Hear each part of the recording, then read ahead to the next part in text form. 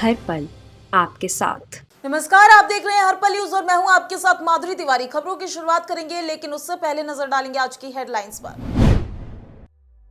मोदी सरकार को बड़ी राहत, 4 धाम प्रोजेक्ट को सुप्रीम कोर्ट की मंजूरी। 3 सामरिक राजमार्गों को डबल लेन करने के लिए सुप्रीम कोर्ट ने दिखाई हरी झंडी। शीतकालीन सत्र में गरमा रहा 12 सांसदों का मुद्दा, निलंबन रद्द करने को लेकर विपक्ष का मार्च। राज्यसभा के कार्यालय में विपक्षी दलों के फ्लोर नेताओं की बैठक। रफ्तार पकड़ता कोरोना का नया वेरिएंट, दिल्ली में ओमिक्रॉन के 4 नए केस, अब तक 8 राज्यों में फैला कोरोना का नया वेरिएंट। बिहार पंचायत और मुखिया चुनाव की मतगणना शुरू हो गई है। सुबह 8 बजे से ही मतगणना की जा रही है और अब इसके नतीजे आने शुरू हो चुके हैं। केंद्रों के बाहर उम्मीदवारों के समर्थकों की भीड़ उमड़ पड़ी है। मतगणना के दौरान कानून व्यवस्था बनाए रखने के लिए कड़ी व्यवस्था की गई है। बिहार पंचायत चुनाव के अंतिम चरण की 17,286 सीटों के लिए कुल 62.81% वोट पड़े थे।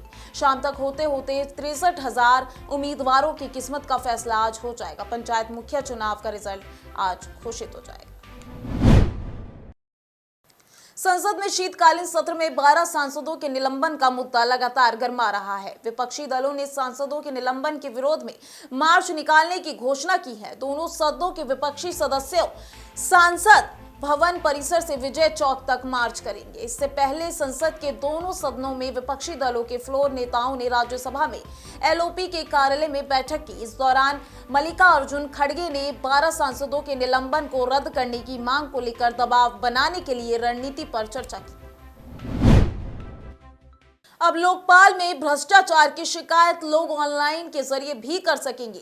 चीफ जस्टिस पिनाकी चंद्र घोष ने ऑनलाइन लोकपाल सुविधा शुरुआत करी है। बता दें कि चीफ जस्टिस को साल 2019 23 मार्च को पहला लोकायुक्त घोषित किया गया था। हाल फिलहाल जो सिस्टम है उसमें शिकायतें पोस्ट, ईमेल या बाय हैंड भारत के लोकपाल को भेजी जाती है, लेकिन अब लोकपाल ऑनलाइन के माध्यम से सीधे शिकायत कर सकते हैं। खास बात यह है कि ये शिकायत कहीं से भी देशवासी कर सकते हैं। शिकायत करने के लिए lokpalonline.government.in पर जाकर क्लिक करना होगा। इस बारे में जस्टिस पिनाकी चंद्र घोष ने कहा कि लोकपाल और लोकायुक्त एक्ट 2013 के तहत इस सुविधा से सरकारी कर्मचारियों के खिलाफ शिकायत की जा सकेगी।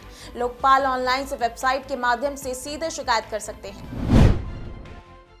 मोदी सरकार को सुप्रीम कोर्ट से बड़ी राहत मिली है। 4 धाम के ऑल वेदर रोड परियोजना को सुप्रीम कोर्ट ने मंजूरी दे दी है। अब 4 धाम के लिए हाईवे की चौड़ाई बढ़ा दी जाएगी। दरअसल सुप्रीम कोर्ट ने अपने फैसले में केंद्र के 8 सितंबर 2020 के आदेश में संशोधन की मांग को मानते हुए निर्माण की अनुमति दे दी है। बता दें कि रक्षा मंत्रालय की तरफ से इसको लेकर गुजारिश की गई थी, जिस पर सुप्रीम कोर्ट ने अब मुहर लगा दी है। ये हाईवे रक्षा क्षेत्र में जुड़े हैं, इससे चीनी सीमा तक पहुंचने में भी सेना को आसानी होगी। मोदी सरकार को सुप्रीम कोर्ट से राहत मिल गई है। केंद्र की मोदी सरकार ने पिछले लोकसभा चुनाव के पहले 2018 में लघु और सीमांत किसानों के लिए 6,000 रुपए प्रति वर्ष 2,000 रुपए की 3 किश्त देने का ऐलान किया। इस योजना के ऐलान से मोदी सरकार की बड़ी बहुमत से वापसी हुई। इधर किसान आंदोलन से खराब हुए माहौल, छुट्टा जानवरों से फसलों को होने वाले नुकसान और महंगाई से खेती की बढ़ती लागत से किसान परेशान है। इसके बावजूद लगातार फीडबैक आ रहा है कि 6,000 रुपए सम्मान निधि पाने वाले छोटे और मझोले जोत वाले ज्यादातर किसान सरकार के साथ है। योगी सरकार इस मतदाता वर्ग को पूरी तरह एकजुट रखने के लिए चुनाव से पहले अपने बजट से अतिरिक्त धनराशि देने पर विचार कर रही है। ये धनराशि केंद्र से मिलने वाली राशि से अलग होगी। अनुपूरक बजट में ऊर्जा विभाग के अंश पूंजी के लिए भी धनराशि दिए जाने की संभावना है। सीएम भूपेंद्र पटेल ने गांधीनगर में 10वीं कृषि एशिया प्रदर्शनी का उद्घाटन किया। इस अवसर पर उन्होंने कहा कि परंपरागत खेती का अनुभव, ज्ञान और आधुनिक वैज्ञानिक अभिगम के समन्वय से कृषि फसल में वैविध्य और उत्पादन में वृद्धि की सफलता कृषिकारों को मिलेगी। प्रधानमंत्री नरेंद्र मोदी ने 2022 तक किसानों की आय दोगुनी कर धरती पुत्रों को प्रगति पथ पर ले जाने का सपना देखा है। इस सपने को साकार करने और वैल्यू एडिशन टेक्नोलॉजी का समयोचित उपयोग और तथा किसान हितकारी नीतियों द्वारा धरती पुत्रों को आर्थिक सक्षमता देने की योजना बनाई गई है। कांग्रेस उपाध्यक्ष राहुल गांधी के हिंदू और हिंदुत्ववादी के बयान को राजस्थान के शिक्षा मंत्री ने गीता का ज्ञान बताया है। शिक्षा मंत्री डॉक्टर बी.डी. कल्ला ने कहा कि ये गीता सहित सभी ग्रंथों का सार है कि जो सत्य का सहारा लेते हैं वो ही हिंदू हैं।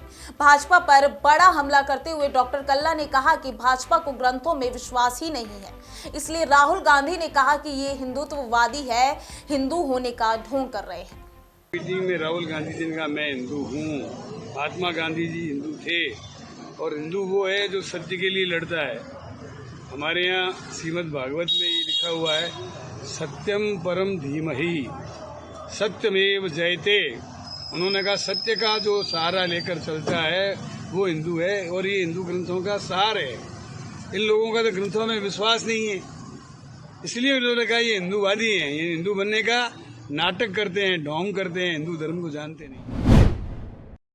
गुजरात की सूरत में एक रेस्टोरेंट पाकिस्तानी फूड फेस्टिवल का आयोजन कर रहा है। आपको बता दें कि इसके लिए प्रचार भी किया जा रहा है। इस कार्यक्रम के प्रचार के लिए बड़े बड़े बैनर भी लगाए गए हैं। वहीं बैनर देखकर बजरंग दल ने कार्यक्रम का विरोध किया और रेस्टोरेंट के बाहर बवाल हुआ।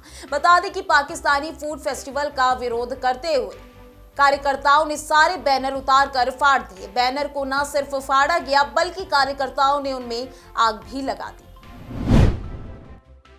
हरियाणा स्वास्थ्य विभाग कोरोना सैंपलिंग के लक्ष्य को पूरा नहीं कर पा रहा है। देश में ओमिक्रॉन की दस्तक के बाद पिछले 8 दिनों में स्वास्थ्य विभाग एक बार फिर एक दिन में 40,000 सैंपल नहीं ले पाया, जबकि स्वास्थ्य मंत्री अनिल विज ने खुद ही स्वास्थ्य विभाग को हर दिन 40,000 सैंपल देने का लक्ष्य दिया था ताकि विषम परिस्थितियों का सामना किया जा सके। चंडीगढ़ में रविवार को ओमिक्रॉन का केस आया था, लेकिन हरियाणा स्वास्थ्य विभाग उस दिन भी प्रदेश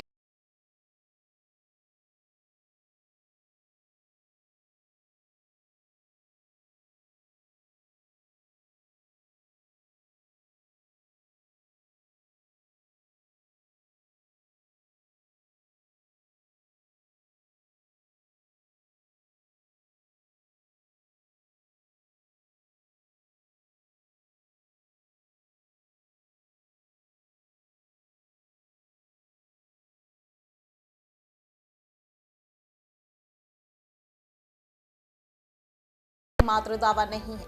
अपनी रैली के दौरान राष्ट्रवादी कांग्रेस पार्टी के स्थानीय विधायक चर्चिल अलेमाओ का ममता बनर्जी ने टीएमसी में उनका स्वागत किया। बता दें कि गोवा में साल 2022 की शुरुआत में विधानसभा चुनाव होने हैं। ऐसे में ममता बनर्जी बीजेपी को टक्कर देने के लिए कई हथकंडे आजमा रही हैं, जिससे ईसाई बहुल राज्य में टीएमसी के नेतृत्व वाली सरकार बनाई जाए। उत्तर भारत के इलाकों में कुछ दिनों से लगातार ठंड बढ़ती जा रही है। रात के तापमान में गिरावट के साथ साथ दिन के अधिकतम तापमान में भी लगातार गिरावट दर्ज की जा रही है। रविवार को हिमाचल प्रदेश के बारालाचा, कुजुम और रोहतक दर सहित कई ऊंची पहाड़ियों तक बर्फबारी हुई, जिसका असर निचले इलाकों में देखने को मिल रहा है। पंजाब में सूखी ठंड पड़ रही है। मंगलवार के दिन की शुरुआत बादलों के साथ हुई है। पहाड़ी इलाकों में बर्फबारी की वजह से नीचे की तरफ आने वाली हवाएं उत्तर भारत में ठंड बढ़ा रही हैं। मंगलवार की सुबह के बाद छाए रहने की वजह से अमृतसर में न्यूनतम तापमान 7 डिग्री दर्ज किया गया है। देश में कोरोना वायरस के नए मामलों में लगातार कमी देखने को मिल रही है। मंगलवार को देश भर में पिछले 24 घंटे में कोरोना के 5,784 नए केस दर्ज किए गए हैं, जो पिछले 571 दिनों में एक दिन में दर्ज होने वाले सबसे कम कोरोना के केस हैं। वहीं बीते 24 घंटे में संक्रमण के चलते 252 मरीजों की मौत हो गई है। केंद्रीय स्वास्थ्य मंत्रालय की ओर से मंगलवार सुबह जारी आंकड़ों के मुताबिक देश में एक्टिव केस की संख्या भी घटकर 90,000 के नीचे आ गई है। फिलहाल देश में 88,993 कोरोना मरीजों का इलाज चल रहा है। ये 563 दिनों में एक्टिव केस का सबसे कम आंकड़ा है। मौजूदा समय में रिकवरी रेट 98.37% है, जो मार्च 2020 के बाद से सबसे ज्यादा है। देश के साथ साथ राजधानी दिल्ली में भी कोरोना के ओमिक्रॉन वेरिएंट का खतरा बढ़ता जा रहा है। दिल्ली में ओमिक्रॉन वेरिएंट के 4 नए मामले सामने आए हैं। इन्हें मिलाकर दिल्ली में अब तक ओमिक्रॉन वेरिएंट के 6 मामले सामने आए हैं। कुल 6 में से 1 मरीज ठीक हो चुका है। देश की बात करें तो राजधानी दिल्ली को मिलाकर 8 राज्यों में नया यानी ओमिक्रॉन वेरिएंट मिल चुका है। ओमिक्रॉन को लेकर हाल ही में IIT कानपुर के विशेषज्ञों ने अपनी रिसर्च में आशंका जताई थी कि इस नए वेरिएंट से देश में तीसरी लहर आने का खतरा है, जो जनवरी 2022 तक आ सकती है। तो वहीं 1.5 लाख डेली कोविड केसेस के साथ तीसरी लहर का पिक फरवरी में आने की आशंका है। उत्तर प्रदेश के बागपत जनपद में देर रात 2 लड़कियों पर तेजाब फेंकने का मामला सामने आया है। सूचना पर पहुंची पुलिस ने झुलसी हुई दोनों लड़कियों को अस्पताल भेजा, जहां उनका उपचार चल रहा है। अब उनकी स्थिति सामान्य बनी हुई है। पीड़ित दोनों बहनों के पिता की तहरीर के आधार पर पुलिस ने आरोपी को गिरफ्तार कर लिया है। आरोपी ने किस वजह से दोनों पर एसिड फेंका, इस बात का पता नहीं चल पाया। आज सुबह पुलिस को सूचना प्राप्त हुई कि एक रोशनगढ़ गांव पड़ता है बालाजी थाना क्षेत्र में। उस गांव में कल रात को 2 लड़कियों पर तेजाब डाल दिया गया। इसे सूचना प्राप्त हुई थी, पुलिस तत्काल मौके पर पहुंची। लड़कियों को अस्पताल पहुंचाया गया, जहां उनका उपचार चल रहा है। उनकी स्थिति सामान्य बनी हुई है। इस संबंध में लड़कियों के पिता ने गाँव के ही एक लड़के जिसका नाम मुरसलीन है, उस पर आरोप लगाया है। यह भी बताया कि मुरसलीन उनकी लड़की से लगभग 1 साल से फोन पर बात कर रहा था और एक तरफा प्यार करता था। इस तरह के आरोप उन्होंने लगाए हैं। मुरसलीन को पुलिस ने हिरासत में ले लिया है। आवश्यक वैधानिक कार्रवाई की जाए। यूपी विधानसभा सचिवालय ने विधानमंडल का 15 से 17 दिसंबर तक का कार्यक्रम जारी कर दिया है। बता दें कि 17 को सदन में अनुपूरक बजट पेश किया जाएगा। यूपी विधानमंडल के बुधवार से शुरू हो रहे हैं इस शीतकालीन सत्र में 16 दिसंबर को चालू वित्त वर्षीय का दूसरा अनुपूरक बजट और 2022 से 23 के लिए लेखानुदान पेश किया जाएगा। विधानसभा सचिवालय ने 15 से 17 दिसंबर तक का कार्यक्रम जारी कर दिया है। पंजाब के बठिंडा में किसानों ने कृषि कानूनों पर अपनी जीत के जश्न में अभिनेत्री कंगना रनौत के पुतले को भी शामिल कर लिया है। गांव कोट समीर में किसानों ने बॉलीवुड अभिनेत्री कंगना रनौत के पुतले को गांव गहरी भागी के एक किसान के साथ विवाह कराया। विवाह पूरे रीति रिवाज के साथ संपन्न हुआ। कंगना के पुतले को दुल्हन की तरह सजाया गया। गांव गहरी भागी के किसान बारात लेकर गांव कोट समीर पहुंचे, जहां कंगना रनौत के पुतले और किसान महेंद्र सिंह की शादी करवा दी गई। आपको बता दें कि माहौल पूरी तरह शादी जैसा था। इस अनोखी शादी में जहां गांव की महिलाओं ने बोलियां लगाते हुए शादी के गीत गाए, वहीं किसानों और गांव के लोगों ने ढोल की थाप भी मारी। इस खास बुलेटिन में आज के लिए बस इतना ही। देखते रहिए हर्पल न्यूज। नमस्कार।